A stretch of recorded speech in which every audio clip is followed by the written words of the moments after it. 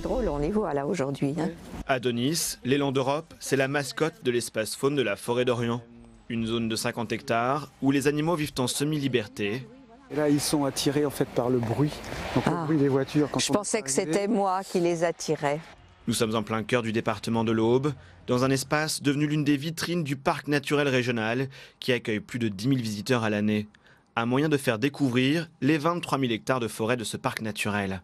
Les 53 parcs naturels régionaux de France actuels, ce sont des territoires vivants, habités, où on concilie, où on essaye de concilier la protection de la nature et le développement économique, et l'accueil et l'information du public et l'innovation. Évelyne Perrot est l'un des 2 sénateurs du département. Ce parc naturel régional, elle le connaît par cœur. Longtemps élue d'une des 57 communes qui constituent le parc, elle est convaincue de son intérêt. Les communes font partie du parc naturel. Hein.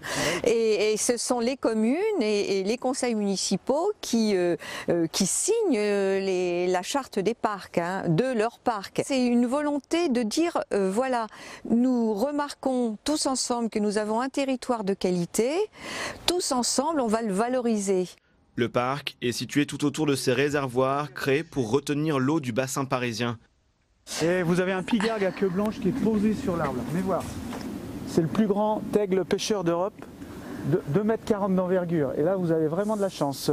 C'est là l'un des plus grands lacs artificiels de France. Grues cendrées, pigargues, hérons. Ce lieu est désormais connu des touristes qui viennent admirer des espèces ornithologiques. Ainsi, dans la commune du Ménil-Saint-Père, plus de 150 000 touristes sont venus l'an dernier sur les berges de ce lac. Située à proximité de la métropole de Troyes, cette commune très rurale est ainsi devenue complémentaire des zones urbaines du département. Le parc pour Troyes, c'est le poumon vert, donc ils viennent tous se ressourcer un peu là et découvrir, parce qu'ils ne connaissent pas le territoire en fait, ils connaissent que la ville. Au jour d'aujourd'hui, le partage qu'on peut avoir, et Jacqueline avec son partage vers la métropole, moi je trouve que c'est un lien extraordinaire. C'est elle qui peut vraiment apporter énormément de choses à ce monde urbain qui est un monde consommateur. Bonjour Evelyne. Ça va? Oui, très bien. Bon, alors une belle saison? Très belle saison. Pour les élus locaux, le parc naturel permet aussi de développer certains projets. Sur la commune de Doche, où Évelyne Perrot a longtemps été maire, c'est un moulin à vent qui a été reconstitué.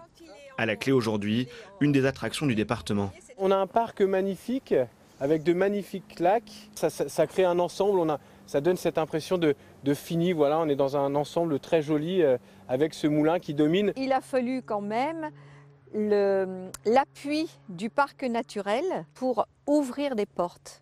C'est le parc qui nous a ouvert des portes pour avoir des subventions, entre autres la région et puis les fonds FEDER.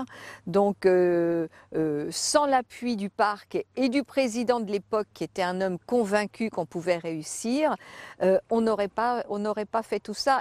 Les parcs, par l'expertise qu'ils apportent, sont donc vecteurs de développement pour les territoires.